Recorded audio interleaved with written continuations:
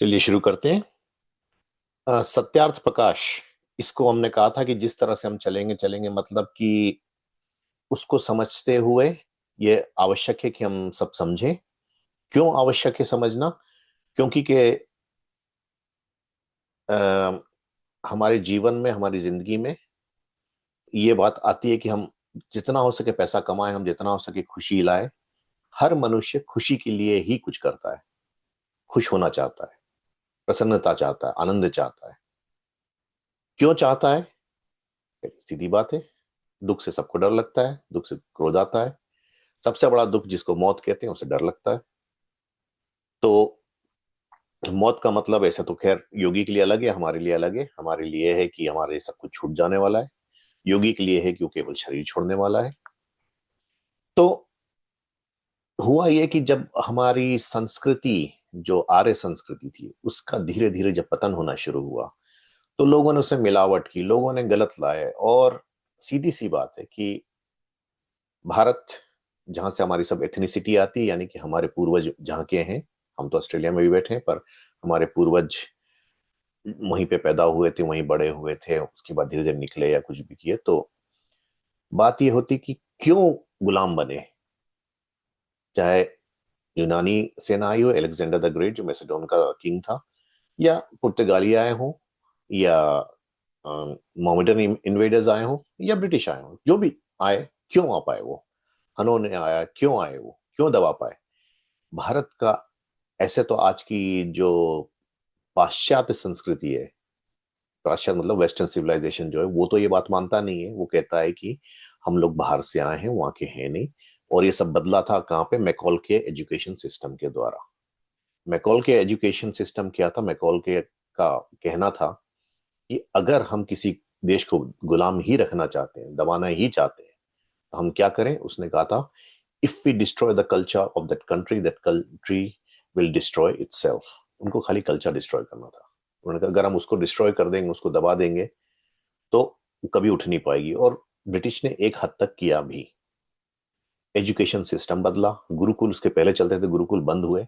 आर्य समाज के कारण फिर गुरुकुल शुरू हुए, पर उसके पहले बंद हुए। ये कहिए कि हमारा सौभाग्य था, या हमारे पूर्वजों का सौभाग्य था कि महर्षि दयानंद का आवागमन हुआ उनका आना हुआ। महर्षि दयानंद ना, ऐसे तो कई विद्वान आपको कहते हैं उन्होंने भारत के लिए किया है, बहुत राष्ट्रीय थे वो, पर सच में अगर आप जानना चाहते हैं तो महर्षि दयानंद ने पूरे विश्व के लिए किया है। ये छोटी सी बात हुई अगर हम ये कहेंगे कि नहीं उसने केवल भारतीयों के लिए किया, नहीं, उन्होंने सबके लिए किया। हाँ, ऋषि ने ये जरूर बोला है कि आर्यव्रत अगर पहले जैसा होना चाहता है तो उनको सत्य का रास्ता ही अपनाना पड़ेगा, उनको जैसे पहले था वैसे अपनाना पड़ेगा। तो आर्यव्रत फिर क्षितिज पे होगा, क्षितिज का सूर्य बनेगा, इस विश्व के क्षितिज का सूर्य बनेगा। सबको विद्या देने वाला था वो, सबको सिखाने वाला था। तो इसलिए ऋषि ने कि जिससे हम ये बात से हट सके, तो उन्होंने कहा था कि उन्होंने हमको सत्यार्थ प्रकाश दिया। अ, एक मिनट। जी। जी सूर्य जी, म्यूट कीजिए अपने को। जी। Sorry, can I ask question? आगे। हाँ। आपने कहा कि ऋषि ने पूरे संसार के लिए किया, फिर भी सिर्फ आर्यवर्त की उसके लिए क्यों कहा? फिर वो को कन्फ्लिक्टिंग है या स्टिल अलाइनिंग विद द विश्व? जी जी, मैं इसको बताते चलता हूं, पर ऐसे हम क्वेश्चंस बात के लिए रखते हैं। जी, थैंक यू। तो ऋषि ने ऐसे तो सबके लिए किया है। और आर्यव्रत की बात क्यों की? क्योंकि आर्यव्रत ही वो भूमि थी, आर्यव्रत ही वो थी जहां पहले मानव उतरे थे। पहले मानव तो ऐसे तिब्बत में हुए थे, पर वहां से नीचे उतर के जिन्होंने पहला देश बसाया था, जिसको आर्यव्रत कहा गया था।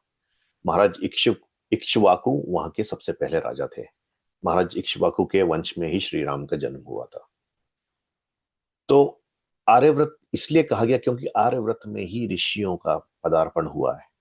जितने भी ऋषि आए हैं पूरी संस्कृत उसमें केवल आर्यव्रत में आए, क्योंकि वहां की भूमि वैसी थी। वो एक चोजन प्लेस थी, ये कहिए। ऐसे दूसरी जगह भी है, जैसे कि हमारा ऑस्ट्रेलिया, हम बोलेंगे कि अच्छा ऑस्ट्रेलिया क्या चोजन प्लेस नहीं हो सकता? बिल्कुल नहीं हो सकता। क्यों? क्योंकि के सबसे पहले जब मनुष्य का प्रादुर्भाव हुआ था तो कहते हैं कि पेड़ अपने आप भोजन देते थे, यानी कि फल फूल वगैरह देते थे। अबंडेंस था खाना का। तिब्बत से होके जब नीचे उतरे, वो नीचे क्यों उतरे? क्योंकि लड़ने लगे थे आर्य और दस्युओं में, तो केवल आर्य वहां पे आए थे, इसलिए वो देश उस क्षितिज पे गया था, सबसे ज्यादा विद्या वाले वाला। उसमें ऋषियों का प्रादुर्भाव हुआ था, ऋषियों का पदार्पण हुआ था, ऋषि आए थे उसमें, और ऋषियों ने पूरे विश्व को सिखाया है कि क्या करना है। हाँ, ये बात जरूर है कि आज हम वो वैसे नहीं है, आज भारत वैसा नहीं है। क्यों नहीं है? उसके कारण सदियों की जो हमारी पिटाई होती गई, होती आई है, उसके कारण। और पिटाई होने का कारण क्या होता है कि हम पिटे पिटाए तो जैसे रोज रहते हैं, क्या होते हैं, कभी काम के डर से पिटते हैं, तो कभी किसी और चीज के से पिटते हैं, तो कभी बीमारियां आती हैं, तो कभी कुछ आती है। तो क्वेश्चन ये कि पहले बीमारी नहीं होती थी? होती थी, बहुत कम होती थी।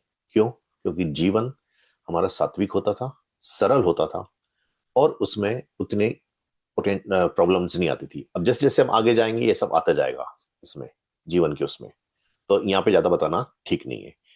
इससे आगे चलते हैं। अब भूमिका मैंने पहले हर एक, कोई भी पुस्तक जब लो या कोई भी ग्रंथ लो, तो भूमिका पढ़नी आवश्यक होती है। क्यों? उसमें बताया जाता है क्या है उसमें।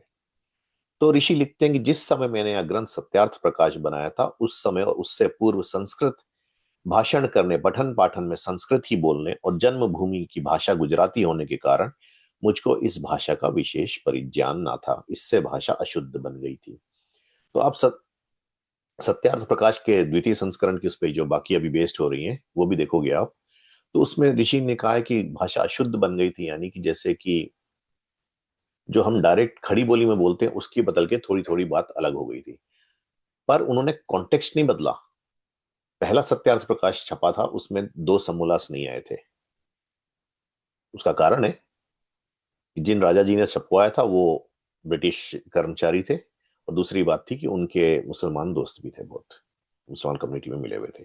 और फिर दूसरी बात थी कि उसमें काफी कुछ बदला हुआ था, तो पंडित ज्वाला दत्तादी के, ये कहिए, छल के कारण वो हुआ था। जैसे कि आगे उन्होंने एग्जाम्पल दिया, वो आगे जाएंगे तो बताएंगे उसमें। तो उन्होंने दूसरी, इसलिए इस ग्रंथ को फिर से, पहली सब प्रीतियां खत्म हो गई थी, इसलिए उन्होंने फिर से उसको शुद्ध कराया, यानी कि ग्रामेटिकल एरर्स दूर की, उसकी ग्रामेटिकल एरर्स दूर करके उन्होंने फिर उसको फिर से छपवाया है। कहीं कहीं थोड़ा सा भेद हुआ पहले वाले से, यानी कि शब्द रचना की और व्याख्या, शब्द व्याख्या की रचना का भेद हुआ। क्यों? क्योंकि भाषा सुधारने के कारण। पर उनका कॉन्टेक्स्ट जो था, जिस बारे में समझा रहे थे, वो नहीं बदला, वो वैसा का वैसा ही रहा। क्योंकि कि अगर वो भेद नहीं करते तो उन्होंने कहा था परिपाटी हम सुधार नहीं पाते उसकी, परंतु अर्थ का भेद नहीं किया गया, विशेष जो है वो लिखा गया है। हाँ, जो पहले छपने में कुछ कुछ भूल हो गई थी, यानी कि ऐसे तो ऋषि ने उनका नाम नहीं लिया है, पंडित ज्वाला दत्तादी का, जिन्होंने मूर्खता की थी, तो उन्होंने ये कह दिया, जो भूल थी उसको निकाल के सुधार के ठीक कर दिया है। पर आती हुई आगे जाके आप देखोगे द्वितीय संस्करण में भी उन्होंने कुछ कुछ गलतियां की है, शोधने वालों ने, यानी कि उसको जो प्रूफ रीड किया था जिन्होंने। तो इस ग्रंथ में 14 समोल्लास है। पहला समोल्लास जो है वो ईश्वर के नाम की व्याख्या है, ओंकार आदि नामों की व्याख्या है। अब देखिए क्यों इस पे चलते हैं, ईश्वर का नाम क्यों बताया। कोई भी घर में देखिए, या कोई भी लोगों में, इंसानों में मिलिए, तो सबसे बड़ी प्रॉब्लम ईश्वर की होती है। ईश्वर की होती है, यानी हमारे मानने की। अब आप हिंदुओं में चलिए, तो कोई हनुमान को मान रहा है, कोई शिव को मान रहा है, कोई विष्णु को मान रहा है। अब दूसरे मतों में चले, तो कोई इस्लाम मत को मानता है, तो कोई क्रिश्चियन मत को मानता है, तो कोई कुछ और मानता है, तो कोई कुछ और मानता है। कुछ ने तो कबीरदास आदि को भी मानना शुरू कर दिया ईश्वर रूप में। तो इस तरह से जब लोगों ने बनाना शुरू किया, झगड़ा होता है। घर में प्रॉब्लम हो रही, कैसी प्रॉब्लम हो रही है? अगर पति आर्य समाजी है तो पत्नी पुराणी की, उसमें झगड़ा हो रहा है, या पति पुराणी के पत्नी आर्य समाजी, उसमें झगड़ा हो रहा है, बिना समझे। क्यों? क्योंकि हमने समझा ही नहीं ईश्वर है क्या। धर्म तो केवल एक ही है, जिसको सत्य सनातन वैदिक धर्म कहते हैं, वेदों से चला। और वेदों से क्यों चला है? क्योंकि के वो प्रथम पुस्तक ईश्वरीय वाणी है, ऋषियों की आत्मा में वैसे के वैसे उतरे, आज तक वैसे के वैसे। हालांकि उसका translation professor Max Muller, Ralph TGH Bloomfield आदि ने अपने अपने भाषा में दिया, अपना अपना बनाया, उन्होंने गड़बड़ की। पर जो ऋषियों का बताया हुआ वो वैसा का वैसा ही है। इसलिए स्वामी दयानंद का भाष्य आप पढ़ोगे तो बाकी ऋषियों से अलग नहीं, उसमें विरोध नहीं है।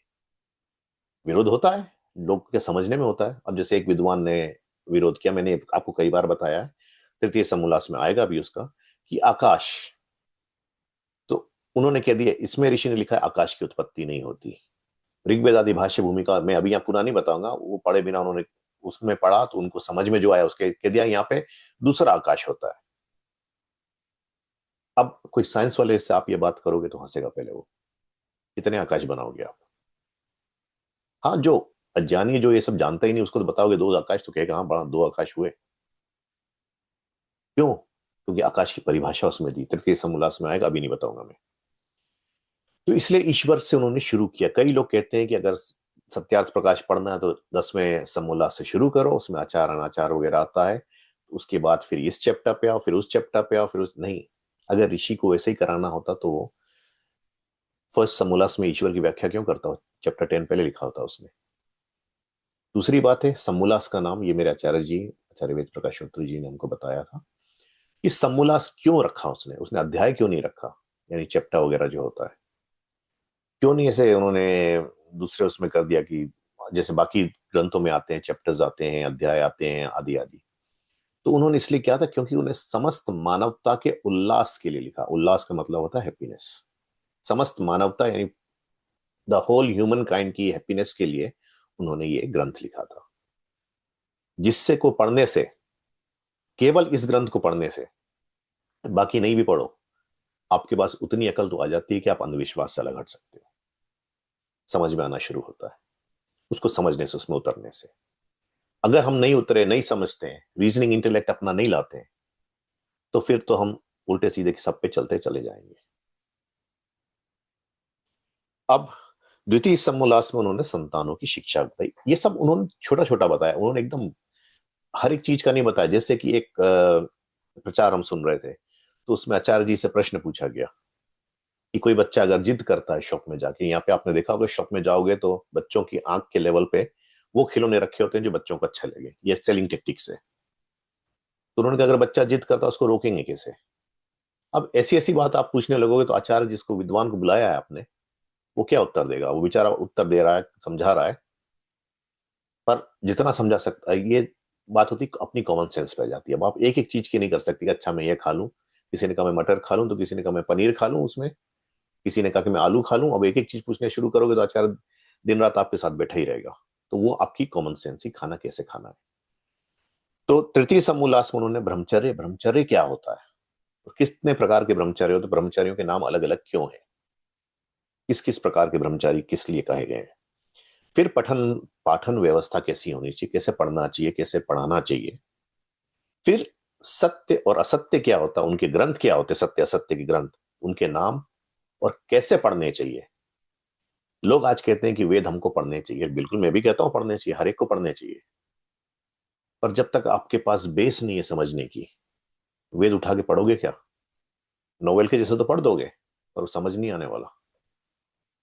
मैं इसलिए कह रहा हूं क्योंकि के एक मेरे आदरणीय थे, पुरोहित थे, उन्होंने पढ़ा, उन्होंने कहा कि प्रशांत मैंने तो पूरा पढ़ डाला है, एक इस एंड से उस एंड तक पढ़ डाला, पर समझ में कुछ नहीं आया।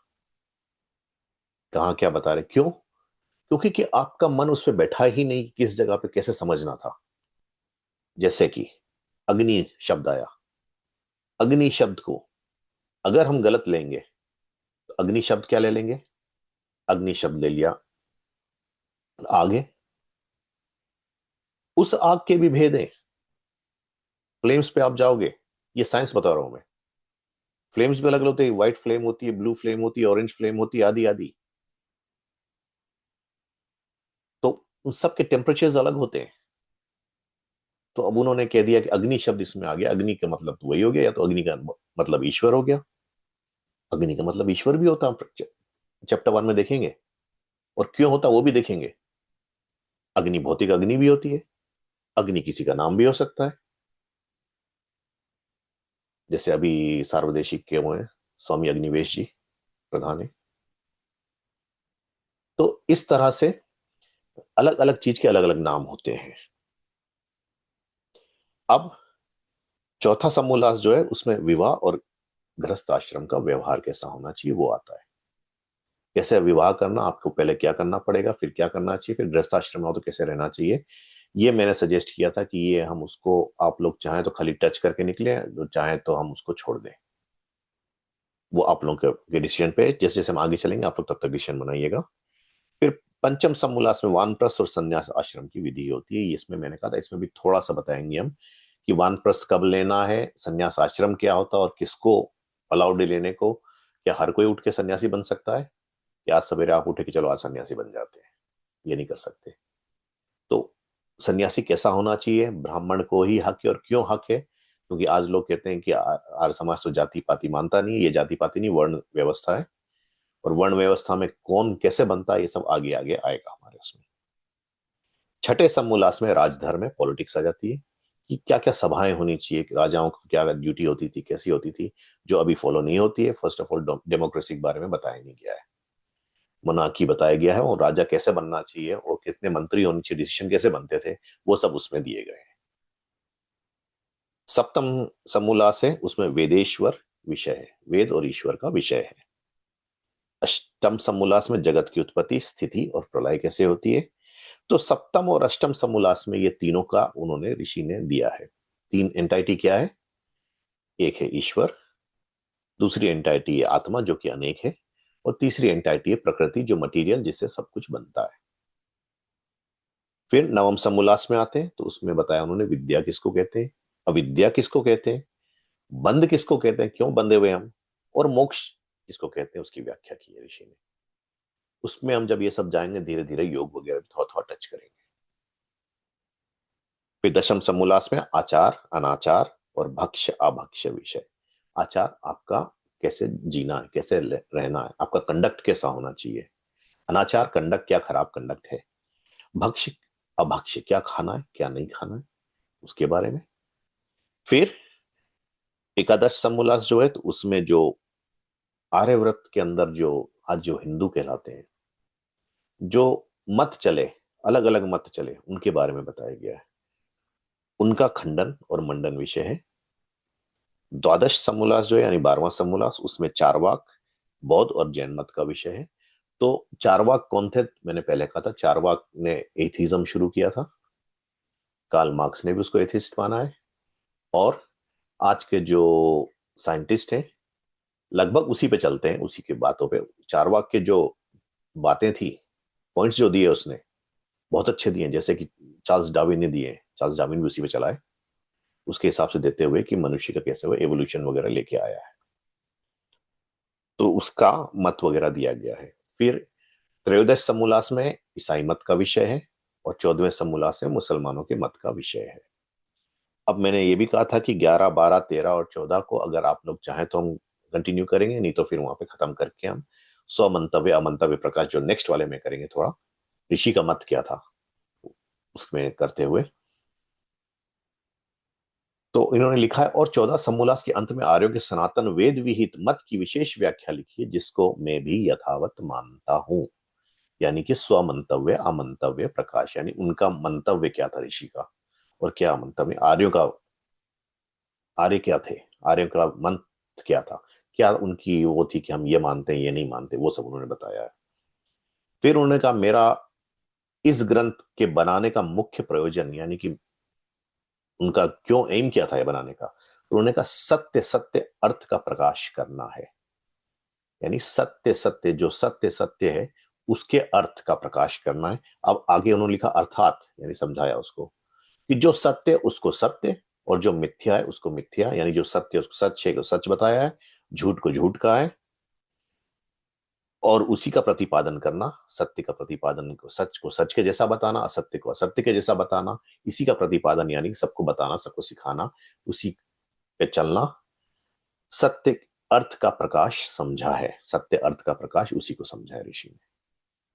फिर उन्होंने कहा कि वो सत्य नहीं कह रहा था कि हम अपने लिए जो दूसरे अपने सत्य को दिखाने के लिए कि हम नहीं नहीं नहीं हम असत्य है तो उसको सत्य सिद्ध करेंगे, अपनी बात मानने के लिए कि हमारी बात मानो, या वो सब, वो सत्य नहीं कहलाता, वो पक्षपात हो जाता है, प्रेजुडिस हो जाती है, पूर्वाग्रह हो जाता है वो। वो गलत बात हो जाती है।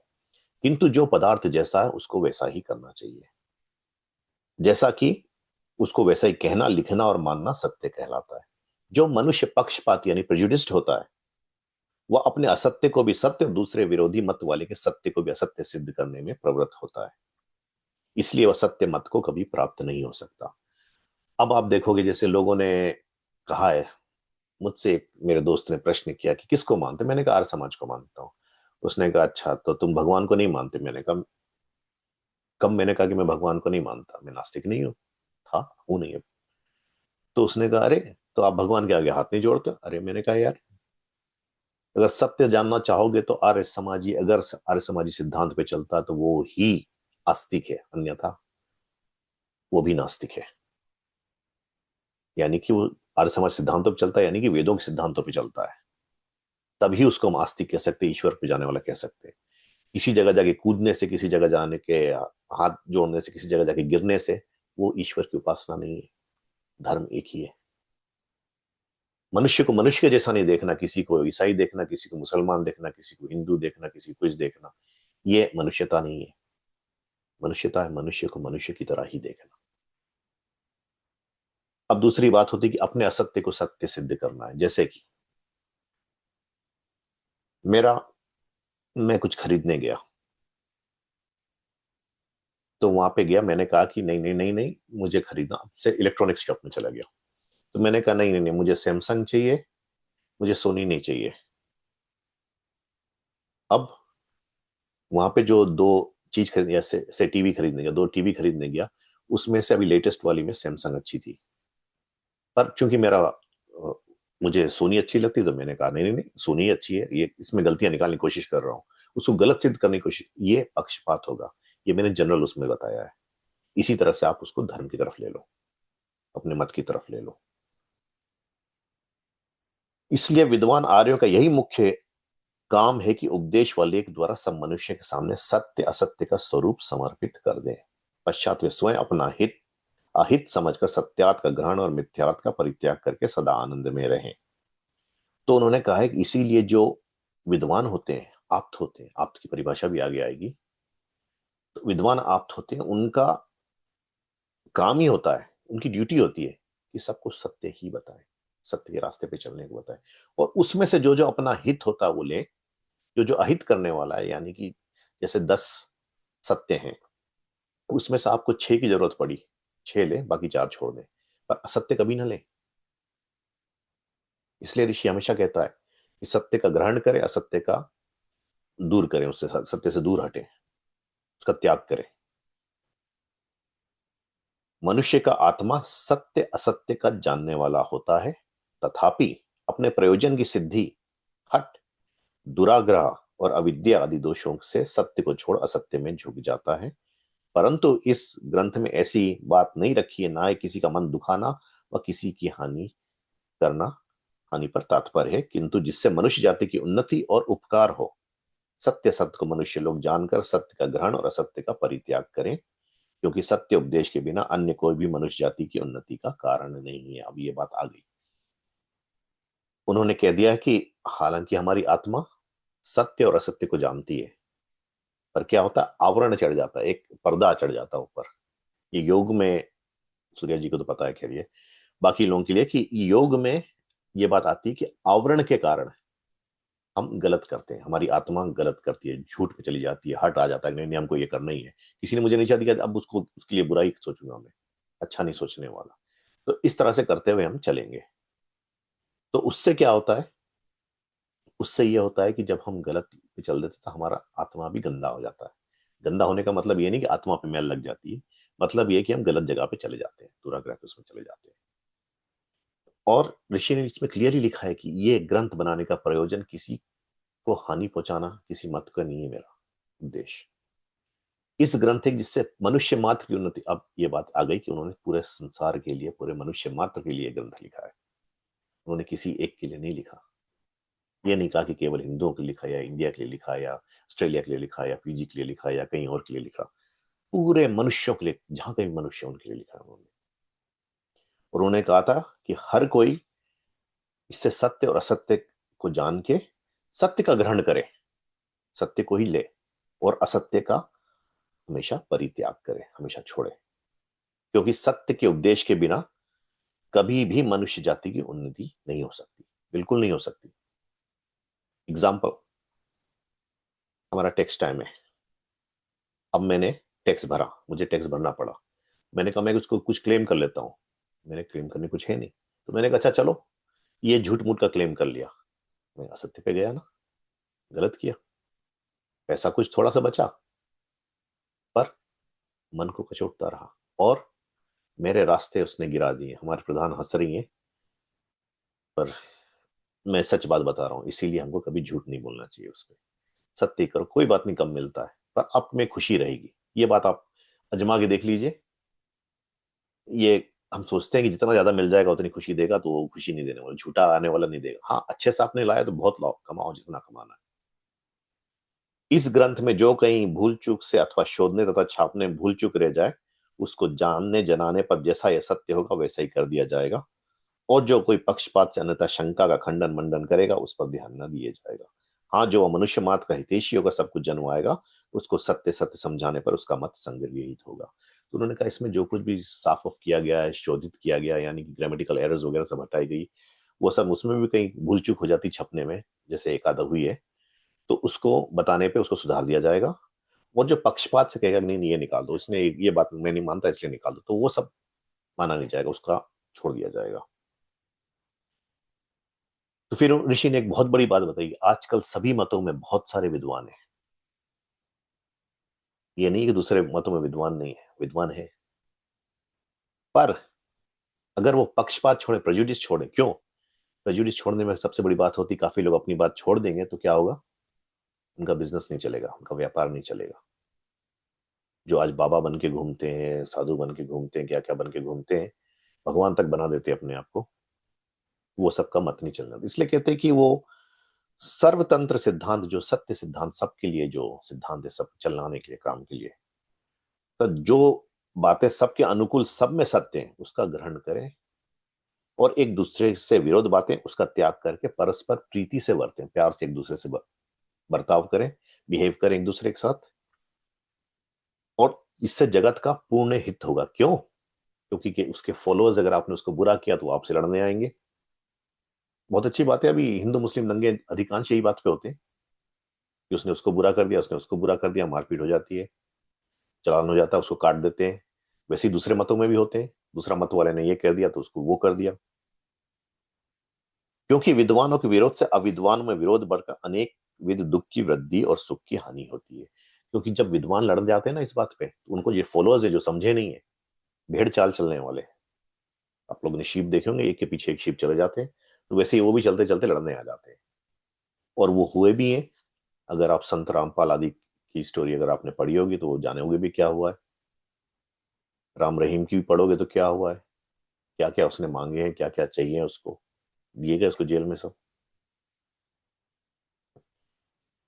क्योंकि कि ये जो स्वार्थी पीपल होते हैं ना, अपने स्वार्थ के लिए सब करते हैं, लोगों को धोखा देते हैं, तो इनसे क्या होता है, ये मनुष्यों को, जो ये स्वार्थ प्रिय होता है ना, तो मनुष्यों को कहाँ भेजता है, वो एक दुख सागर में फेंकता है। वो ये खुद तो दुख सागर में जाएंगे ही जाएंगे, वो आगे आएगा कैसे जाते हैं, क्या होता है उनका, दूसरों को भी साथ में डुबो देते हैं अपने साथ साथ। इसलिए जो कोई सार्वजनिक हित लक्ष्य धर के प्रवत होता है, उसमें स्वार्थी लोग विरोध करने में तात्पर्य होकर अनेक प्रकार विघ्न करते हैं। यानी कोई अपना अच्छा करना चाहता है तो उसका विरोध होता है, ये आपने यहाँ पे भी देखा होगा। कभी भी अच्छा करने की कोशिश करते हो तो लोग बहुत ज्यादा विरोध करते हैं उसका। सत्य बताने की कोशिश करो, लोग चिढ़ जाते हैं, गालियां देने लगते हैं, अलग अलग चीज करने लगते हैं, आपको काट देंगे, अलग कर देंगे। तो ये सब क्यों होता है? क्योंकि वो स्वार्थी है, सत्य पकड़ने की ताकत उनमें नहीं है, कमजोर है। तो कमजोर क्या करता है? पशु व्यवहार दिखाता है। पशु का क्या होता है? पशु हमेशा अपने से निर्बल को डराता है, पर पावरफुल उससे है तो उसे डर लगता है उसको। जैसे कुत्ता है, छोटी सी कोई चीज मिल गई तो उस पर अटैक करेगा, बड़े वाले ने उससे पिटाई जहां से पड़ गई उसके मालिक वगैरह से, तो उसे डरेगा वो। ये पशु वृत्ति होती है।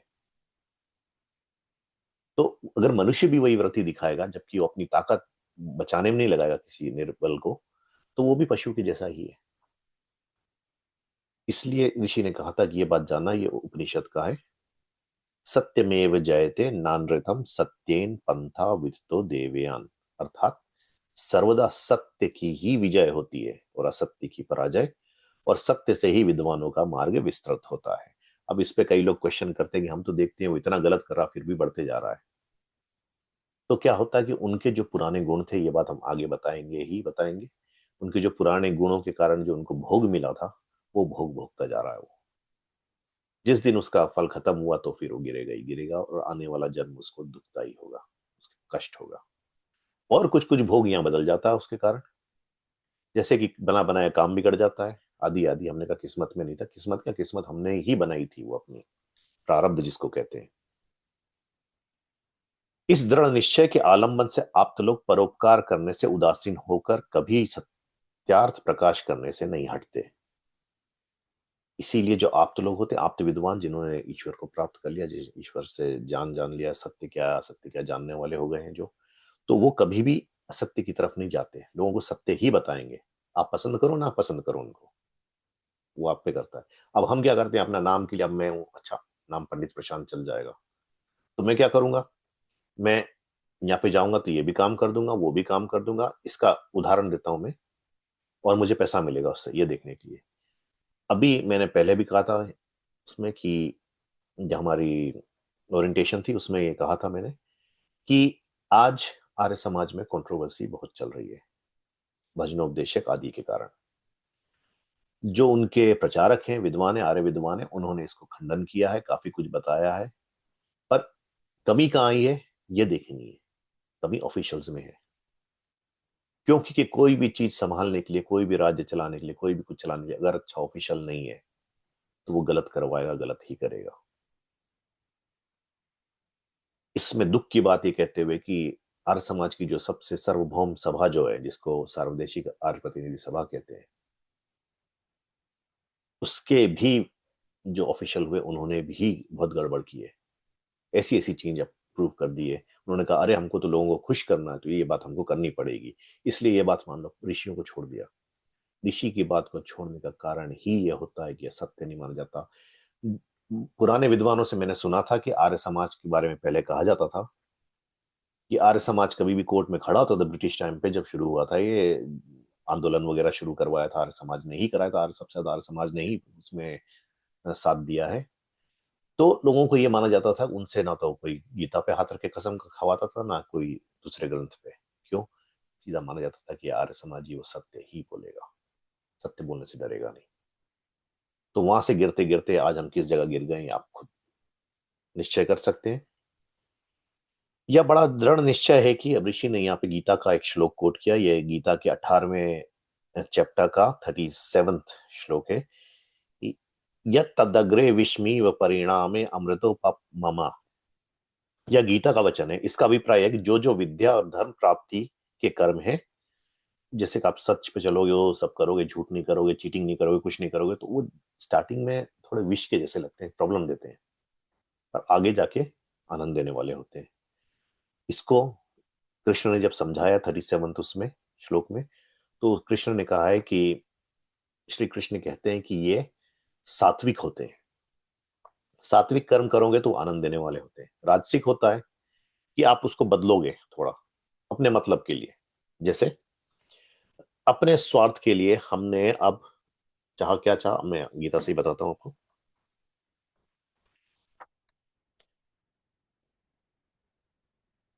तो हमने लिए जो सुख विषय तथा इंद्रियों के संयोग से उत्पन्न होता है, वो शुरू में तो अमृत के समान लगता है, परंतु परिणाम में विष के समान होता, वह सुख राजसिक है। एग्जाम्पल, आपको शराब पीने की आदत है, आपने शराब पी,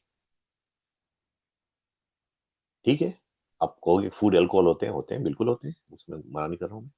शराब पीने की शुरू किया आपने, पीते जा रहे, पीते, स्टार्टिंग में तो अच्छा लगा कि चल लोग आ रहे हैं आपके पास, आ रहे हैं, पर आगे जाके क्या होगा, जैसे जैसे आपका ये बढ़ते जाएगा आपके शरीर में बीमारी बढ़ती है। उसी तरह है सुख और इंद्रिय के लिए। अब आगे जाके आता बच्चों के गले में सोने की चेन पहनाना वगैरह की बात आती है, तो उसका एग्जाम्पल देता हूं मैं, ये चैप्टर 2 में से आएगा। तो अगर आप पूरा सोने से लाद दो छोटे से बच्चे को, क्या होगा? आज हो ही रहा है। हमारे क्राइम रेट विक्टोरिया का बढ़ रहा है, आप सबने देखा है वो बात। छोटे छोटे लोग ही कर रहे हैं, तो उसमें क्या होगा, बच्चे गला काट के कोई चला जाएगा वो लेके। उसी तरह से अब मुझे पसंद आ गई रोल्स रॉयस। वैसे तो मेरे बस की बात नहीं है रोल्स रॉयस खरीदना, पर पसंद आ गई। या मैक्लोरन आ गई, $1 मिलियन से ऊपर हो गई, चलो वो तो मेरी ताकत नहीं है खरीदने की, पर आ गई मेरे पास, पैसे भी आ गए, मैंने लोन लेके जिसे भी करके भर दिया। क्या होगा, कल जहां रोकूंगा तो कोई मार के मुझसे छीन के उसको डैमेज करके ये करके जाएगा, मेरी हालत क्या होगी। दुखी होगा, ये राजसिक सुख होता है, उसके साथ दुख जुड़ा होता है। और तामसिक सुख कृष्ण ने बताया है कि सुख प्रारंभ और अंत में आत्मा को मोह में फंसाए रखता है। जैसे कि लेजीनेस है, खूब सोना खूब सोना, अरे उठे ही नहीं क्या करेंगे, खूब खाना पीना, उसी में मोह में ही फंसा के रखा है आपको, वो तामसिक कहलाता है। चैप्टर 18 जो नहीं जानते हैं तो ये बात बता दूं कि चैप्टर 18 श्री कृष्ण का मत है। उन्होंने पहले कर्म, फिर उपासना, फिर ज्ञान के ऊपर बताया, अंत में ज्ञान को ही प्रायोरिटी दी है उन्होंने, कि वो सबसे उसी में आके तभी ईश्वर के पास जाने का रास्ता है। तो इन्होंने कहा है कि इससे यह अभिप्राय है, इन्होंने कहा है ये सब बात तो हो गई, इससे यह अभिप्राय है कि जो जो विद्या और धर्म प्राप्ति के कर्म हैं वे प्रथम करने में विष के तुल्य लगते हैं, पश्चात अमृत के सदस्य होते हैं। पहले तो जहर लगेंगे वो, फिर जहर के बाद वो अमृत लगने वाले हैं। इसी सब बातों को उन्होंने ग्रंथ चित्त में रख के ग्रंथ को रचा है। उन्होंने कहा इसको भी प्रेम से श्रोता हो पाठकगण जो है प्रेम से देख के इस ग्रंथ का सत्य सत्य तात्पर्य जानकर यथेष्ट करें, उसी तरह इच्छा करें, उसी तरह कर्म करें। फिर लिखते हैं ऋषि, यद्यपि मैं आर्यव्रत देश में उत्पन्न हुआ और बसता हूं, तथापि जैसे इस देश के मत मतांतरों की झूठी बातों का पक्षपात न कर यथा तथ्य प्रकाश करता हूं, वैसे दूसरे देशस्थ या मतोन्नति वालों के साथ भी वर्तता हूं।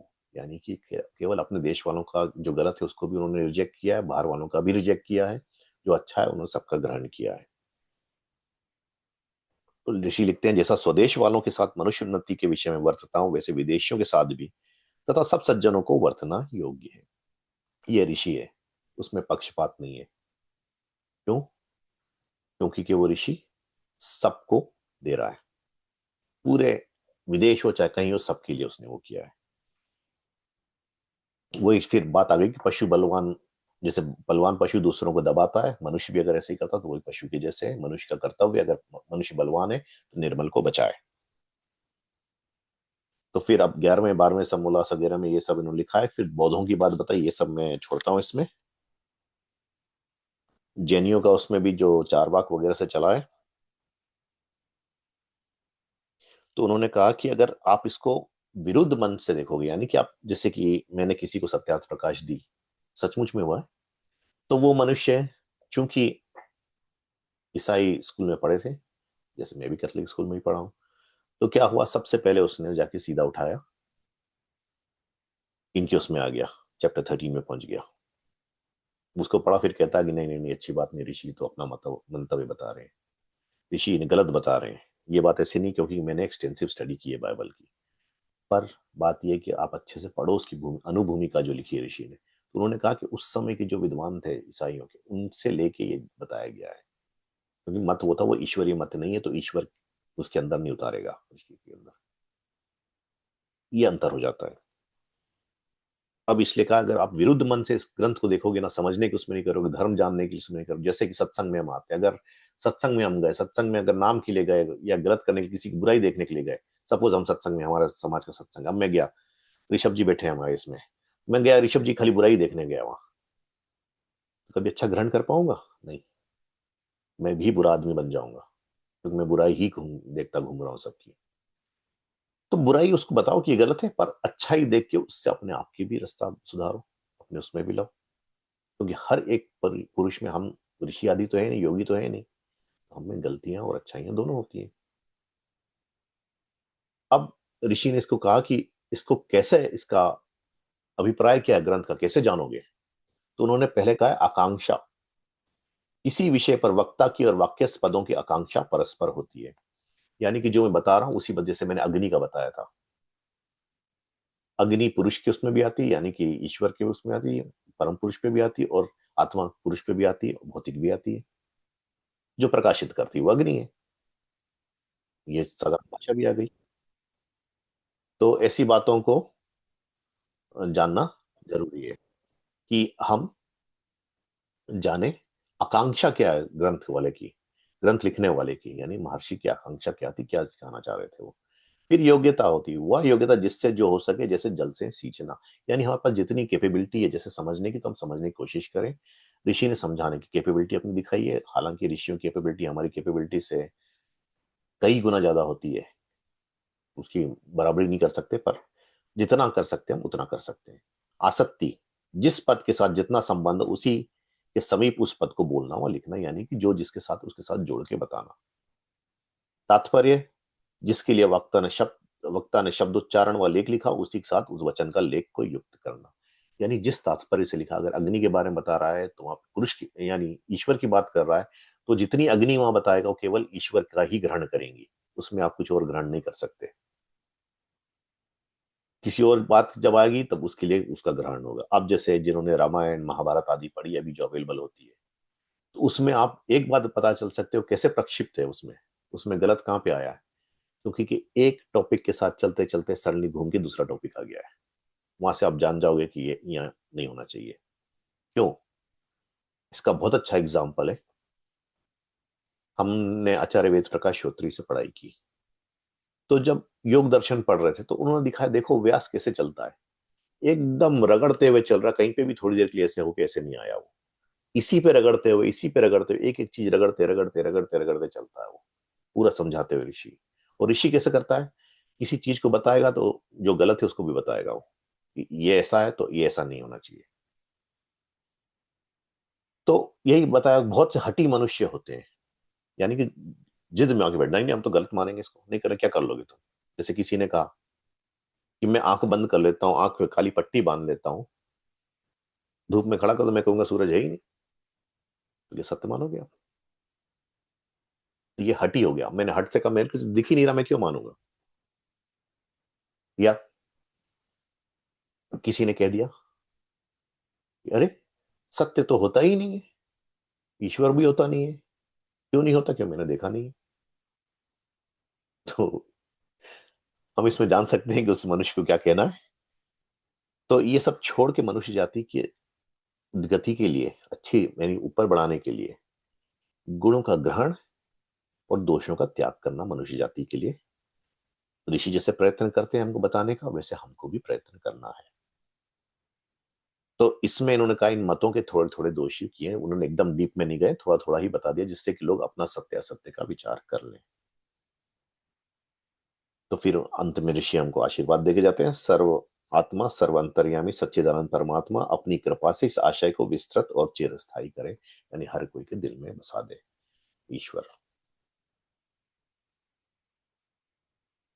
अब यहाँ से हमारी भूमिका खत्म होती है, हमारा टाइम भी खत्म हो गया। तो क्वेश्चंस अगर कुछ हैं इसमें जरूर आप पूछ सकते हैं, अनम्यूट कर सकते हैं अपने आप को, या कुछ बताना चाहते हैं तो भी बता सकते हैं इसमें, क्योंकि मैंने तो बहुत सिंपली टच किया उसको। जी ऋषभ जी बोलिए। पंडित जी, आपने बताया था कि अभी जब सत्यार प्रकाश की भूमिका चलती थी उसमें बताया था कि भाई कैसे तिब्बत से मनुष्य उत्पन्न हुए थे और नीचे उतरे थे। उसमें फिर आपने बोला था कि इक्ष्वाकु राजा बने थे। तो विश्वाको। इसमें बस मेरा प्रश्न ये है कि इक्ष्वाकु होंगे प्रथम राजा में से, पर हम सामान्य प्रश्नल या फिर शायद मैंने अध्ययन कर रखा उसमें मनुस्मृति में संभवतः बोला हुआ कि ऋषि जैसे चार ऋषि हुए थे, उन्होंने एक ज्ञान ब्रह्मा को दिया। फिर उन्हीं ब्रह्मा ने जो एक व्यक्ति को ज्ञान दिया था जिसने सारा राज्य वगैरह संभाला था, वो स्वयंभू मनु थे। तो प्रथम राज्य मनु होने चाहिए ना? मनु आर्यव्रत के राजा नहीं थे। अच्छा, मतलब ओके। मनु मनुष्यों में सबसे पहले राजा थे। हाँ। अच्छा, मनुष्यों में राजा, परंतु पूरा जो व्यापक तौर से जो बड़ा राज्य था वो इक्ष्वाकु होगा था सबसे। जब नहीं, जब नीचे उतरे, जब क्या होने लगा, ये आगे आएगा हमारे वर्ण आश्रम वगैरह में, हम्म। कि जब आर्य और मलिच्छों के झगड़ा होने लगा, हम्म। आर्य और दस्युओं का झगड़ा होने लगा, तो दस्युओं से अलग हटके ये आर्य नीचे उतरे पहाड़ से। हाँ। जो पहाड़ से उतरे तो उन्होंने पहला देश बसाया, उस देश का नाम था आर्यव्रत। हम्म। तो वहां के राजा जो बनाए गए थे वो महाराज इक्ष्वाकु थे। उसी समय इंक का आविष्कार हुआ था, उसी समय वेद लिखे गए थे। फिर ये हमें क्यों बताया गया है कि मनुस्मृति में कि भी महर्षि ब्रह्मा ने मनु जी को ज्ञान दिया था? जी, ब्रह्मा के पुत्र थे मनु, मनु मारीच आदि उसके बाद आए। अच्छा, और वो वही वाले ब्रह्मा है ना जिन्होंने जिन्होंने ज्ञान प्राप्त किया था चार ऋषियों से, वही चार वाले ऋषियों ब्रह्मा से, है? जी हाँ, बिल्कुल ठीक। ठीक है। सूर्य जी कुछ बोल रहे थे ना, आप म्यूट पे हैं सूर्य जी। जी, मेरे कुछ छोटे छोटे प्रश्न थे, मैं जी विस्तार में नहीं पूछ रहा था, संक्षेप में ही पूछ रहा था कि मैं पहले वो पहले वाले क्वेश्चन को रिपीट करता हूँ कि ऋषि ने सिर्फ आर्यव्रत की रिवाइवल के लिए ही क्यों फोकस किया वर्सेस की संपूर्ण मानवता के लिए? ओके, जैसे आपने देखा भूमिका में ऋषि ने ऐसे केवल आर्यव्रत में ये ग्रंथ लिखा है, आर्यव्रत के रिवाइवल की बात उन्होंने नहीं की, उन्होंने समस्त मनुष्यों की उन्नति की बात की है इसमें।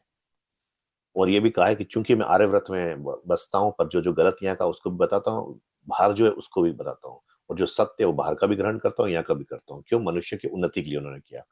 हालांकि वो आर्यव्रत में थे, आर्यव्रत के लिए उन्होंने कहा अगर आर्यव्रत फिर पहले जैसा हो जाए तो आर्यव्रत इस संसार के जो जितने मनुष्य उनके लिए उनके क्षितिज पे सूर्य की तरह चमकेगा।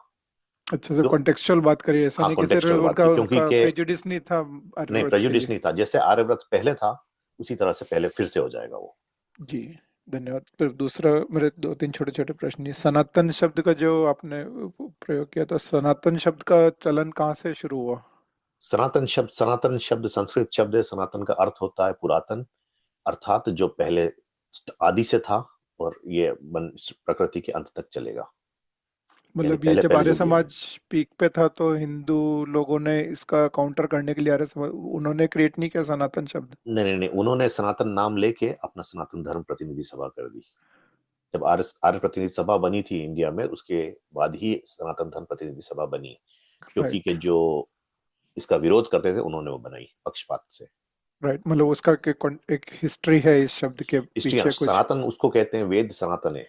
नहीं नहीं, मतलब ये जो सनातन सभा जो बनी हाँ, वो उसकी तो भी एक आर्य हिस्ट्री है। समाज के बाद बनी है वो। जी जी जी जी, मतलब उस, क्योंकि हाँ, किसी से मेरे को चर्चा में ये शब्द आया था, इसलिए मैंने सोचा पूछ लूँ। धन्यवाद। आपने कहा मोनार्की इज नॉट डेमोक्रेसी, जबकि ट्रू फॉर्म ऑफ डेमोक्रेसी इस जो हमारे मोनार्की। जो जी, हमारी जो थी वो, ना कि मॉडर्न मोनार्की जो आज को जो राजा बिल्कुल जो ठीक। आज जो वो मॉडर्न मोनार्की है हाँ, वो डेमोक्रेटिक नहीं है। नहीं और नहीं, जो डेमोक्रेटिक नहीं, वो मोनार्की भी वो, हाँ, ट्रू मोनार्की नहीं थी है आज की जो हाँ, मोनार्की है, बट जो ट्रू मोनार्की थी दैट वाज ट्रू डेमोक्रेसी। बिल्कुल ठीक। जो पहली मोनार्की थी, यानी कि हमारी, जैसे कि अभी है कि पब्लिक को वोट दे के देने का अधिकार है, पहले उसमें केवल इतना अंतर था कि राजा आदि जो होते थे, मंत्री आदि होते थे, वो सिलेक्ट करते थे कौन बनेगा। यानी कि जो भी राजा बनता था वो सर्वगुण संपन्न होना चाहिए था।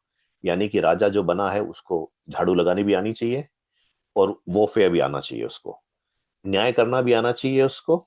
और अगर किसी से छल से बात निकलवानी है तो दंड क्या देना है, कैसे दंड देना है, किस तरह से उससे छल करके निकालनी बात, वो भी आनी चाहिए उसको। और ये सब करके रोकना कैसे एक दूसरे छल में ना पड़े, ये सब भी आना चाहिए। इसको कहते थे सर्वगुण संपन्न, ये सब जानने वाले को। जी जिसका विवरण दिया है महर्षि वाल्मीकि ने, जब उनकी बात होती है नारद जी से, देवर्षि नारद से जब बात करते हैं तो पूछते हैं कि किसके बारे में लिखूं बताओ, तो वो राम की क्वालिटीज बताते हैं, उसमें जी ये सब आ जाता है। जी, धन्यवाद, क्लियर हो गया। वो चारवाक के पर्सन या सिर्फ एक चार वाक मूवमेंट, पर्सन था एक। एक पर्सन का नाम है? हाँ, ठीक है, उसको ओके। कई लोग ऋषि बोलते हैं, पर वो ऋषि नहीं था, क्योंकि ऋषि की परिभाषा ये नहीं जानते। ठीक है, यहाँ इसका और विस्तार में बाद में कर लेंगे। जी आपने कहा कि अनेक जो मतों में जो ईसाई मत और मुस्लिम मत में, इनमें विद्वान सभी में है, जी। लेकिन विद्वान की फिर परिभाषा क्या हुई? विद्वान की परिभाषा होती है जो कि के सत्य असत्य का निर्णय कर सके, जो लोगों को बता सके, तो उनके पास वो सब होता है। यानी कि वो होते, पर चूंकि स्वार्थ में फंसे हुए हैं तो इसलिए कहते हैं कि अपना जो पक्षपात वगैरह वो छोड़ दें, अपना स्वार्थ छोड़ दें। यानी कि मतलब जैसे अब कैपेबिलिटी है लेकिन उसका यूज नहीं कर रहा है यूज वो। नहीं करते। वो ठीक है। कैपेबिलिटी कहते हैं कि गलत चीज की यूज करने के बदले सत्य जो सबके लिए संग्रहित है, यानी कि पूरी ह्यूमैनिटी के लिए जो अच्छा है वो बात बताओ। और जो जी गलत है उसको छोड़ दो। That makes sense, thank you. हाँ, लास्ट प्रश्न है मेरा कि हम अपने आप को क्या बोले, हम लोग आर्य समाजी बोले कि आर्य बोले कि क्या बोले, क्योंकि लोग इसमें कंफ्यूज, हम भी एक तरह मत ही हो गए एक तरह से। जी, मत हो गए। अब देखिए परिभाषा होती है, आर्य अर्य पुत्र, या आर्य अर्य के पुत्र हैं इसलिए आर्य कहलाए, या आर्य ईश्वर पुत्र, ईश्वर का नाम आर्य, ये चैप्टर 1 में हम करेंगे। जी, तो ठीक है। हम सब ईश्वर पुत्र हैं इसलिए आर्य बोले। और आर्य बोलने की एक परिभाषा और होती है, आर्य की डेफिनेशन होती है जो सत्य आदि इस पे चलता है। ये डेफिनेशन हम अगले उसमें जब कवर करेंगे तो ये डेफिनेशन हम ला देंगे। ये रामायण की डेफिनेशन है। ये अगेन उसमें आ जाता है कि महर्षि वाल्मीकि को जब उन्होंने बताया था किसका गुण सबसे अच्छा है, किस कौन राजा बनने लायक क्या है, आर्य किसकी, तो आर्य की परिभाषा दी थी वहां पे देवर्षि नारद ने। मतलब तो जो वो परिभाषा, सनातनी या हिंदू या ये ना बोल के हम ना सब ये तो आर्य हमने ही नाम बोले, रख दिए। आर्य ही बोले, मतलब आर्य इज ट्रू वैदिक टर्मिनोलॉजी टू कॉल, जी या आर्य ही। या मनु की टर्मिनोलॉजी में है, किसकी टर्मिनोलॉजी है? मनु की टर्मिनोलॉजी में भी आर्य ही बताया गया है। जी। तो आर्य उनका नाम था कि जो ईश्वर पुत्र थे, यानी सत्य असत्य का निर्णय करके सत्य पे जो चलते थे। और जैसे कि आज हो गया आर्य समाजी होने के कारण भी अगर हम गलत करते हैं तो फिर वो बात गलत ही होती है, हम अपने आप को आर्य नहीं कह सकते। जी धन्यवाद मेरे प्रश्नों का। जी। जी ऋषभ जी बोलिए। मेरा प्रश्न था, हालांकि हमारी इस पे चर्चा हो रखी है पहले, पर मेरा वापस से खुद से प्रश्न उठ रहे थे जो आत्मा से रिलेटेड था कि आत्मा अशुद्ध या शुद्ध है। जी तो जैसे कि ऋषि दान ने तो खैर दोनों चीजें लिख रखी है और दोनों का कॉन्टेक्स्ट समझना चाहिए। वो तो ऑब्वियसली बात है कि भाई एक जगह जहाँ पर शुद्ध की बात करिए, एक जगह जहाँ पर अशुद्ध की बात जी करिए। और आपने ये भी इसमें समझाया था कि जैसे कोई चीज होती है, दो दो चीज एक साथ मिला दें तो वो एक साथ घुलती नहीं है, परंतु जब तक वो साथ में है, तो वो दूसरी चीज का जो गुण है वो उसके साथ ऐसे उसके प्रतीत होता है साथ। कि उसमें है। तो जी ऐसी आत्मा शरीर के साथ रहती है, जी परंतु स्वभाव से तो ऐसे शुद्ध है कि भाई उसमें रजस तमस और ये जो सत्व है, इनसे तो पार ही है। परंतु जी क्योंकि उनके साथ हम कहते हैं रहते हैं, या फिर जब इनके साथ ही हम जीते हैं, इस वजह से ऐसा प्रतीत होता है कि तीनों गुण से आत्मा भरी पड़ी ओतप्रोत है। है। तो हाँ बिल्कुल ठीक, वो बात वही है कि हम समझ लेते हैं क्योंकि आवरण होने के कारण, जैसे कि हम अपने ऊपर कपड़ा ढक लेंगे तो कपड़ा हम्म ढकने से जो कपड़ा पहना है जैसे, तो हम्म नग्नता नहीं है। हम्म। तो उस तरह से देख के हमने जिस तरह से कपड़ा पहन लिया, अगर अब जैसे मैंने ये जंपा पहना है, हाँ। अब ये जंपा 30 डिग्रीज या 40 डिग्रीज टेम्परेचर उसमें पहनूंगा तो मेरी हालत खराब होगी होगी। तो वो जंपा उस समय के लिए नहीं है, वो जिस समय के लिए जिस समय पहनना है उसको करना। जी उसी तरह से आत्मा जी। सत्य असत्य दोनों जानती है। ये मतलब अब मैं फिजिकल उसमें बता रहा हूँ। तो मैं जानता हूं कि ये गर्म है, हाँ। इसको गर्मियों में नहीं पहनना है, यस। सर्दियों में पहनने वाला है ये। और सर्दियों में पतली सी टी शर्ट पहन के या पतली सी वेस्ट पहन के अगर बैठ जाऊंगा तो मुझे ठंड लगेगी। तो ये सब बात मैं जानता हुए भी अगर गलत करूंगा आवरण हाँ के कारण या दिखाने के कारण, जैसे कई लोग करते हैं। अब एग्जाम्पल देता हूँ। मैं एक बार काम करके लौट रहा था, रात को 2 बजे हमने कट ओवर किया, तो निकले वहां से, तो उसी समय नाइट क्लब की छुट्टी हुई थी। तो बच्चे निकले वहां से सब, तो छोटे छोटे कपड़े पहने थे और कड़ाके की ठंड थी। क्योंकि मैं और मेरा कोलीग, मेरी तो हमारी तो हालत खराब हो रही थी, हम लोग जैकेट पहने थे, सब कुछ थे, बीनी वगैरह सब पहने हुए थे, पर फिर भी हालत खराब हो रही थी। यानी कि हम 0 डिग्री की बात कर रहे हैं। पर ये ऐसे छोटे छोटे उसमें पहन के निकले सब। तो उसमें काफी कुछ तो दिखाने के लिए था, और कुछ नशे में है उसके कारण अलग बात है। हम्म। पर यही था कि आवरण करके उन्होंने गलत कर रहे थे, तो जानते हम हुए कि ठंड है। जी, तो हम बेसिकली ये कह सकते हैं जैसे हम तो योगी नहीं है, तो हमारे जी लिए तो हम ये कह सकते हैं कि हम सत्व रजस तमस में हमारी आत्मा बंधी हुई है, परंतु जिन्होंने जाना है स्वयं को, जैसे योगी जन होते हैं, परमात्मा का जो साक्षात्कार कर लिया उसने स्वयं का भी कर लिया, उतना चेतना का आभास जी रहती है। तो वो जानता है कि भाई मैं सत्व रजस और तमस से बंधा हुआ नहीं हूँ, मेरी आत्मा इससे अलग है। तो उनके जी लिए हम ये कह सकते हैं कि उनकी शुद्ध आत्मा है। जी बिल्कुल ठीक। जी। जी खुशील जी। पंडित जी, तो जब हम कहते हैं कि आर्यव्रत, और उसके बाद में जब स्वामी जी कहते हैं कि वो अम, मनुष्य यानी मैनकाइंड के लिए, मैनकाइंड के बेनिफिट के लिए ये प्रयास कर रहे हैं, तो जो हमारा कौम है, जैसे हमारा जो एथनिसिटी है, इस पे भाव हम नहीं देते। एथनिसिटी पे अगर देंगे हम तो हम कहेंगे कि अच्छा ठीक है, तो अब मैं आपको थोड़ा सा इसमें ले जाता हूँ कि जो इवोल्यूशन वगैरह माना जाता है, इवोल्यूशन में माना जाता है कि 150,000 ईयर्स अगो द ह्यूमंस और होमो सेपियंस जो हम है, ऐसे 150,000 ईयर्स बात सही नहीं है, ये साइंस की बात बता रहा हूँ मैं, इसमें अग्री नहीं करता हूँ, पर मैं आपको बताने के लिए बता रहा हूँ। तो everyone came from south Africa, और जैसे जैसे अलग अलग गए वहां पे एथनिसिटी बनी उनकी, यानी कि जिस जिस जगह पे रहने लगे, जैसे ठंड में रहने वाले सफेद हो गए, एकदम हीट में रहने वाले जैसे हमारे साउथ इंडियंस वगैरह वैसे हो गए, अफ्रीका वगैरह में रहने वाले एकदम काले हो गए। इस तरह से होते होते बदलते हुए हम लोग जो नॉर्थ की तरफ थोड़े आए, थोड़े ब्राउनिश टाइप के ज्यादा आ गए, उसमें हिमालय की तरफ जाने वाले। तो इनका ये कहना है कि उस तरह से लोग बदले, तो एथनिसिटी वहां से आई। और एथनिसिटी की बात ये भी है कि मनुष्य पहले था, उसकी कोई एथनिसिटी नहीं थी, मनुष्य मनुष्य ही था। तो उस विषय पे जो हमारे जो संस्कार और सभ्यता है, हम जिससे हम अपने आप को माननीय आर्यभट्ट कहते हैं, और हम यश वगैरह करते हैं, जो हमारी जो विचार है, हमारी जो सत्संग है, अगर हम कॉम्प्रिहेंसिव व्यू ले तो इसमें कुछ कोई भेदभाव हम नहीं करते। बिल्कुल हम नहीं करना सिर्फ चाहिए। हम सिर्फ भेदभाव करते हैं सत्य की ओर। बिल्कुल ठीक। तो उस तरह से तो हम हमारा जो जो व्यू पॉइंट होना चाहिए कि हमारे आसपास जो भी है वो मनुष्य है। बिल्कुल तो ठीक। हमारे हमारे जो लेंस में ऐसे भी कोई डिस्क्रिमिनेशन नहीं होगा कि ये गोरा है, ये चाइनीज है, ये। बिल्कुल नहीं। तो तो उस विषय पे अगर हम उस तरह चले तो हम क्या कह सकते हैं कि we are promoting more integration. तो for example, if there is intermarriages, if there is mixing of बिल्कुल ठीक, उसमें कोई जीन्स, प्रॉब्लम नहीं है। उसमें कुछ प्रॉब्लम्स नहीं है। कोई प्रॉब्लम नहीं। तो तो फिर उसमें बात आता है कि अगर हम सब सत्य की ओर चले और हम सब सब कन्वर्ज, सब जितने भी एथनिसिटीज है, they all converge for truth. So at the end, there'll become a point where we are all consistently intermingling with everybody, जी following truth जी and following the way. इस तरह का हमारा जो ये। जी। अच्छा, धन्यवाद। रणवंतो विश्वम आर्यम, सबको आर्य बनाना है, स्टार्टिंग फ्रॉम आवरसेल्व्स।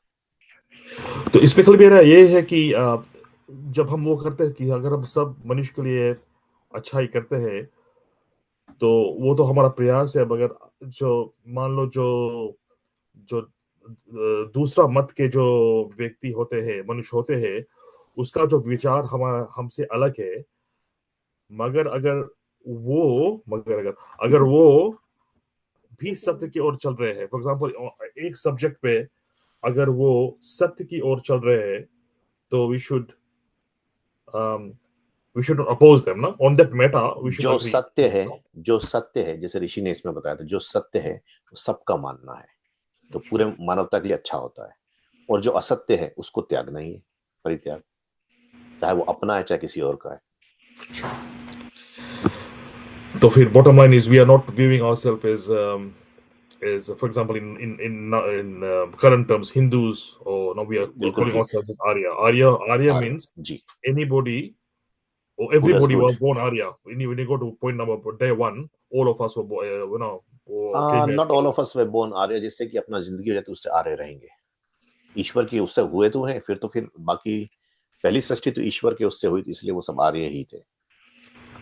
बाकी जो उसके बाद मैथुनिक सृष्टि जब हुई है, यानी सेक्स के द्वारा जो सृष्टि हुई बाद में, तो उसमें माता पिता के उससे होते हुए, इवन दो ईश्वरी शक्ति थी वहां, पर उसके होते हुए हमने संतानें पैदा की। और वही हम जब कैसे पकड़ते हैं, कैसे रास्ते पे चलते हैं, उसके हिसाब से हम आर्य या दस्यु कहलाते हैं, जैसे पहले मनुष्य कहलाए। मेरे ख्याल से आपने पहले कहा था कि फॉर एग्जांपल अमेरिका में या इसमें भी ये और नेपाल में, अफगानिस्तान में devar marriages happening, and you gave examples in Mahabharata where the हाँ क्वीन वाज हुआ था। फ्रॉम और ये अफगानिस्तान। बात थी कि महर्षि व्यास अमेरिका गए थे अपने पुत्र शुक्राचार्य को लेके, पाताल लोक गए थे। पाताल लोक कहते थे अमेरिका को, क्योंकि उस तरफ दूसरी तरफ पड़ता है वो। अच्छा, तो ये सब उस जमाने में ये आर्य जी जो आर्य है वो मानते थे। धन्यवाद। मानते थे, जी हाँ। चलिए नीतू जी।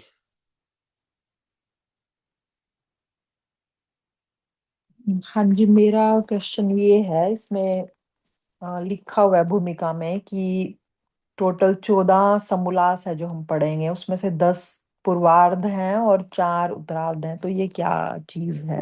अच्छा, पूर्वार्ध और उत्तरार्ध पूर्व के हैं, उत्तरार्ध बाद। अब जैसे हम यज्ञ करते हैं, आपने यज्ञ में देखा होगा, हम जब जल सिंचन करते हैं तो ईस्ट से, नॉर्थ ईस्ट से शुरू करते हैं, जाके एंड में वही नॉर्थ ईस्ट पे खत्म होता है। यानी ईस्ट से हमने शुरू किया है, नॉर्थ में खत्म किया है। जब भी हमारे शास्त्रों की बात आती है तो उत्तर उत्तर बढ़ना कहते हैं। उत्तर यानी कि नॉर्थ की तरफ जाना। हम्म। दक्षिण, पूर्व, पश्चिम, उत्तर, दक्षिण, ये 4 दिशाएं। दक्षिण यानी साउथ की तरफ जाने को कहते हैं, आप मौत की तरफ जा रहे हो, दक्षिण प्रस्थान कर दिया उसने, यानी अपना खत्म होने वाला है। उत्तर की ओर है कि अपना बढ़ा रहा है वो, उत्तरोत्तर बढ़ना। जैसे कि हमारे शास्त्र मीमांसा, पूर्व मीमांसा, उत्तर मीमांसा। हालांकि एक मीमांसा दर्शन है और एक ब्रह्म सूत्र है या वेदांत दर्शन है, पर वही उसके कंटिन्यूएशन है वो। तो पूर्व और उत्तर इसकी बात होती है। पूर्व स्टार्टिंग में जाता है, उत्तर एंड, यानी स्टार्टिंग में पूर्वार्ध है, उत्तरार्ध उसमें एंड में। ओके, तो कैन आई ऐड? जी नीतू जी, कैन आई, प्रशांत हाँ जी, जी, कैन हाँ आई ऐड जी, हाँ हाँ, बोलिए बोलिए। हाँ जी। कि जो अपने संध्या के अंदर जो मनसा परिक्रमा के मंत्र होते हैं ना, पूर्व के पहले बोलता है, फिर उत्तर का बोलता है, फिर पश्चिम का, फिर दक्षिण का, फिर जी नीचे का, फिर ऊपर का, दिशाओं का जो एक जो चर्चा का चलन, जो साइकिल ऑफ कन्वर्सेशन है, पूर्व से शुरू होता है, उत्तर में जाता है, पश्चिम और दक्षिण। तो कहाँ से बिगिनिंग से होके डायरेक्शन सेट हो रही है कि वी स्टार्टेड विद पूर्व and then going to north first, then clockwise. Going to west, anti clockwise? ना ना, क्लॉकवाइज। क्यों? ईस्ट से नॉर्थ तो एंटी क्लॉकवाइज हो गया ना, हाँ, क्लॉक तो इधर। नॉर्थ में एंड होता है, उत्तरोत्तर बढ़ना, उत्तरोत्तर यानी एंड की तरफ बढ़ना। तो पूर्व नहीं से नहीं, आप बट करोगे, मनसा परिक्रमा मंत्र भी करते हो तो उसमें आप क्या आता है, पहले पूर्व आता है, फिर दक्षिण पूरा था, आता फिर है, दक्षिण पूर्व आता, के फिर बाद उत्तर। पतीची, नॉर्थ, साउथ और फिर पतीची आता, फिर उदीची आता है। उदीची उत्तर है। ओ सॉरी, हाँ, ओके ओके ओके तो ओके। क्लॉकवाइज हो गया ना ये? नहीं नहीं, क्लॉकवाइज हो मैं गया, क्षमा हाँ। चाहता हूँ, वो उदाहरण सही नहीं रहा मेरा, लेकिन हाँ, समथिंग अलोंग द लाइंस के अलग पूर्व लाइन, मीन्स के बिल्कुल ठीक, बिगिनिंग हाँ। End uttar is towards the end. Versa end, जी, यानी कंप्लीशन करना उसका। मतलब बुक हाँ के बिगिनिंग में कि बुक के एंड में, ऐसा बोलता है ना कि, तो बुक के हाँ, पूर्वार्थ में या पूर्व के उत्तरार्थ में? उत्तरार्ध में आ गया, बिल्कुल फर्स्ट ठीक। पार्ट ऑफ द बुक है कि second part of the book है, सेकेंड वो पार्ट बात ऑफ द करता है। बुक। तो this is just a language terminology to describe okay, first part versus second part, last जी। Second part of the book. और ये जो खंडन मंडन 2 वर्ड ये यूज करते हैं, ये मतलब सेम है या क्या है? अच्छा, खंडन है तो खंडन उसका, तो समझ उसको में गलत आता। बताना, बिल्कुल ठीक। मंडन है उसको मानना, उसके अपने आप में लाना, उस पर अमल करना, उस पर चलना। ओके, ठीक ठीक ठीक है जी, थैंक यू। अच्छा प्रशांत जी, आपका।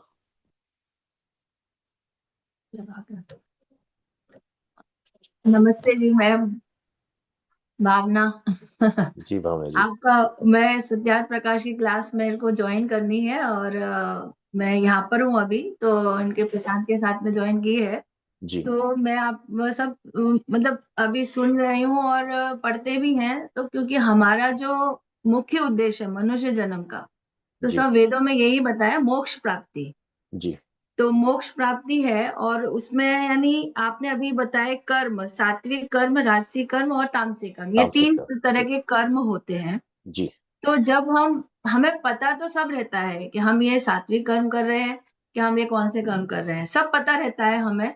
लेकिन कभी कभी ऐसी स्थिति आती है कि हम सात्विक कर्म करना मतलब सत्य बोलना चाहते हैं, मगर उस समय हम सत्य बोल नहीं पाते, क्योंकि उस समय ऐसा माहौल ऐसा होता है, या जी कभी किसी के बारे में भी, वो दूसरे के बारे में भी ऐसा होता है, मतलब बोल रहा है वो, और हमें भी लगता है अरे ये तो ऐसा कैसे बोल रहा है, पर हम ना बोल नहीं पाते हैं, तो फिर ये तो हमने सत्य नहीं बोला, तो फिर जी। ये हमारा कर्म तो ये सत्य में नहीं गया, अच्छा, तो मैं फिर इसका ये उत्तर क्या देता हूँ। कर्म हो गया?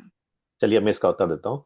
जैसे कि बोलना है तो पहले बोला गया है सत्यम ब्रूयात प्रियम ब्रूयात, यानी सत्य बोलो पर प्रिय बोलो। अब ऐसे नहीं हाँ बोल सकता कि जैसे कि अब कोई बेचारा लंगड़ा खड़ा था, बोले लंगड़े कैसा, ऐसे नहीं बोलना, नहीं है, उसको हाँ उसका दिल दुखा हो गया, अब सच हाँ की बात है। तो आप उसको जैसे भी संबोधित करो भाई या जो भी करके बोलो, जैसे भी करके, तो उसको करके मदद करने के लिए किया, वो अलग कोई बात नहीं है। अब रही दूसरी बात सत्य बोलने की, तो सत्य अगर अपने स्वार्थ के लिए आपने बदला है। अब मुझे किसी ने कहा था कि जैसे कि आप बैठे हो, एक ऋषि बैठा है, गाय को कोई बुचा मारने आ रहा है, तो गाय यहाँ से भागती हुई आई तो इधर चलेगी, तो ऋषि से पूछा कहाँ, तो बता देगा ऋषि उस तरफ है, दूसरी तरफ बता देगा। ये झूठ बात है, ऋषि कभी नहीं करेगा। हालांकि ऋषि नहीं बोलेगा उस जगह, पर उसके है कि ऋषि का आप बुलवा भी नहीं पाओगे, क्योंकि ऋषि दयानंद को जब कहा था कि आप मूर्ति पूजा का खंडन करना छोड़ दो, हम आपको भगवान का अवतार सिद्ध कर देंगे। और करण सिंह आदि ने कहा भी था, अटैक भी किया था उनपे, विष भी दिया गया था उनको। तो ऋषि ने कहा था कि मैं तो सत्य छोड़ने वाला नहीं हूं, चाहे मेरी उंगलियां जो हैं इनको आप मोमबत्ती की तरह इसमें आग भी लगा दो, तो भी मैं सत्य नहीं बोलूंगा। तो ये बात हुई कि ये मन को उसने साध लिया था। हम क्यों झूठ बोलते हैं, डर लग जाता है, असाध्य मन है हमारा। जैसे कि मैंने एग्जांपल दिया था, टैक्स वाला आया सीधा, जल्दी से ये कर लूं, बचा लो अपने आप को, तो वो गलत बात है। रही बात की बोलने की कि सत्य कैसे बोलना और नहीं बोलना, तो उसमें वही है कि प्रिय से बोलना।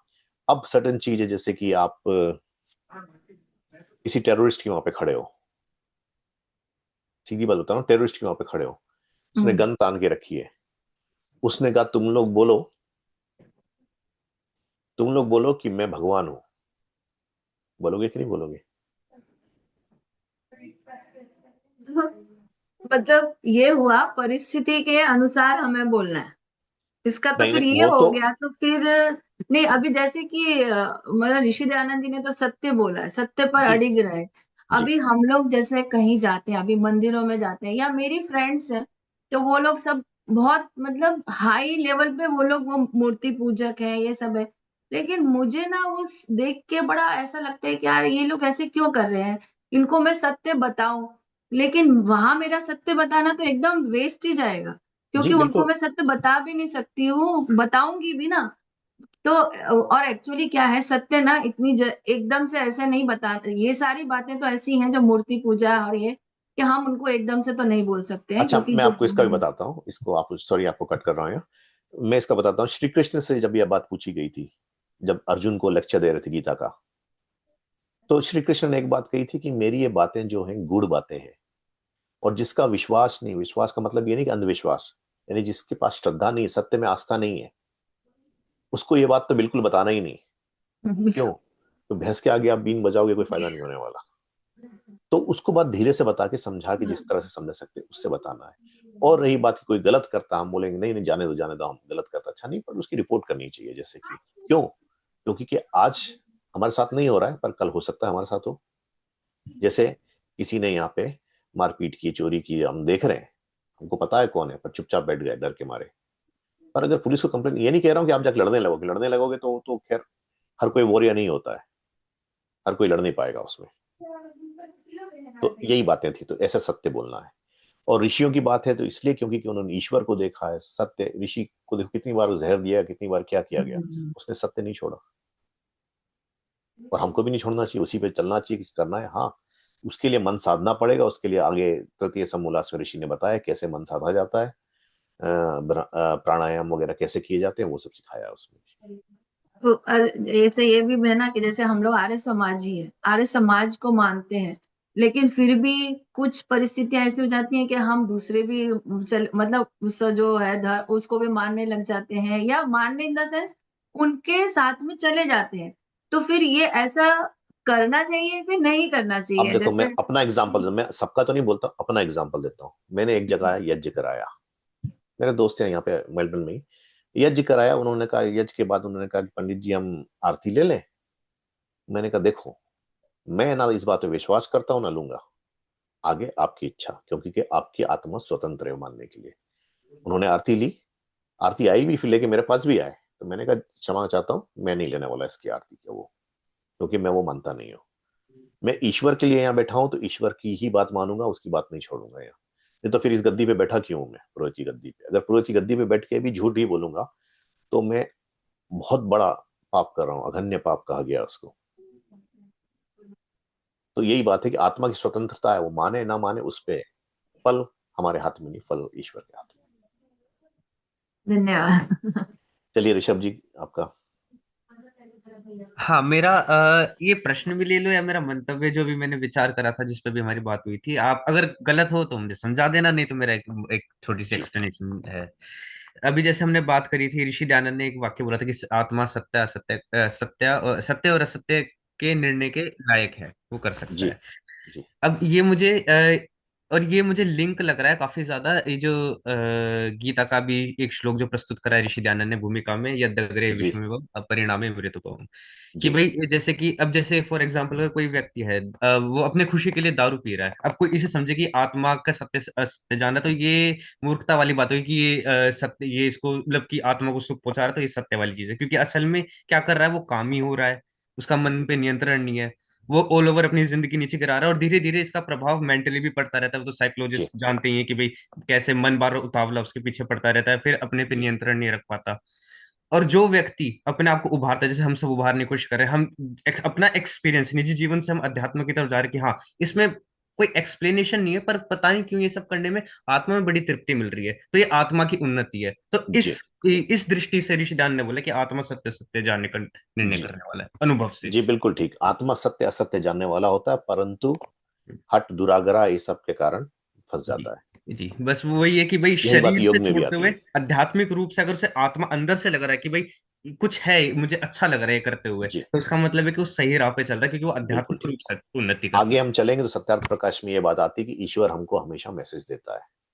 कैसे मैसेज देता है कि अगर हम कुछ गलत करते हैं तो हमारे अंदर डर आता है, शर्म आती है, ये सब आती है, शंका आती है, और है। अच्छा करते हैं तो खुशी आती है कि हमने अच्छा किया, जैसे कि किसी गरीब की मदद की आपने, तो आपके मन में खुशी आई, चाहे वो आप उसने झूठ मूठ की दिखा के गरीबी की थी, पर आपके मन में तो खुशी आई वो। क्यों? बिल्कुल। क्योंकि आपने परोपकार किया है। तो मेरे ख्याल से यहाँ पर मुझे दो फैक्टर लगते हैं इसके, ये जो ऋषिदान ने मंतव्य थे। एक तो ये कि आत्मा की निजी तरीके से भाई उसे सुख पहुंच रहा है, शरीर से नहीं, शरीर में तो भोग में, मतलब कि शरीर को भी सुख पहुंचेगा वैसे जब सात्विक जी कर्म बिल्कुल ठीक। करोगे तो। जी परंतु जैसे अभी जैसे कि कोई व्यक्ति ड्रग्स ले पी ले, अभी तो मजा आ रहा है, पर लेटर लॉन्ग टर्म में उसकी क्या हालत बिल्कुल होने ठीक। वाली वो हम जानते हैं, और नहीं तो आध्यात्मिक इसलिए रूप से मैंने तो कितना गिरेगा वो। एक नहीं एक इसीलिए इस मैंने एक जी। गीता के बाकी दोनों श्लोक भी बताए थे कि सात्विक राजसिक और जी तामसिक क्या होते जी। हैं, तो ये बातें तो उसमें आ एक तो जाती ये फैक्टर हो गया, और दूसरा, हैं। जी, एक तो ये फैक्टर हो गया, और एक दूसरा फैक्टर ये हो गया कि परमात्मा प्रेरणा देता है अंदर से, कुछ बिल्कुल गलत हो ठीक। वो हाँ, करते हैं तो। वो आगे आएगा सत्यार्थ प्रकाश में। जी, समझ गए। जी। तो ठीक है, हमारा यहाँ पे हम एंड करते हैं, और क्वेश्चन है तो आप भेज सकते हो, खुशील जी को भेजिए, खुशील जी उस पर पोस्ट कर देंगे, हम अगले उसमें ले लेंगे। जो हमारा व्हाट्सएप ग्रुप है उस पर खुशील जी पोस्ट कर देंगे, हम अगले उसमें ले लेंगे। आज हमारा सेशन थोड़ा लंबा हो गया क्वेश्चन आंसर्स के कारण, तो इसकी अगले उसमें कोशिश करेंगे कि हम 15 मिनट रखें, या चाहे तो 20 मिनट रख लें, थोड़ा मैं वो कम कर दूं, जैसे आप लोग चाहें उसमें डिसाइड करके आप लोग उनको बताएं, खुशील जी के पास भेजें, खुशील जी क्योंकि कोऑर्डिनेट कर रहे हैं ये सब, तो उसके हिसाब से, या फिर समय हम बढ़ाएं, जैसे भी आप चाहें वो उस पर होता है, पर मैं बहुत लंबा समय नहीं करना चाहता हूँ, क्योंकि कि वो फिर बहुत बोरिंग होने लगेगा, और पीपल के पास कुछ ना कुछ काम होता है। पंडित जी, अगर हम 7 बजे शुरू करें तो क्या वो पॉसिबल है कि 7:30 इज? मेरे लिए तो ठीक है, 7 बजे कर सकते हैं, खाली वही है कि जिस दिन मेरी शिफ्ट है, डे शिफ्ट है, तो 7 बजे मैं घर पे पहुंचता हूँ। अच्छा अच्छा अच्छा, तो पर ठीक वो है। तो प्रॉब्लम नहीं है, तो जिस दिन शिफ्ट होगी उस दिन थोड़ी क्वार्टर पास शुरू कर सकते हैं।